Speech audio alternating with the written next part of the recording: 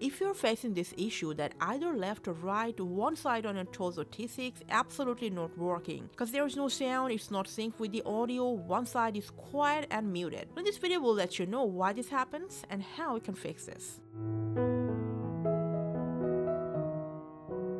Before anything else, first check if your bud hasn't accidentally turned off. For that, just press and hold the specific earbud for 5 seconds. It'll turn on with a blue LED if it was turned off. And also make sure both your buds have enough charge.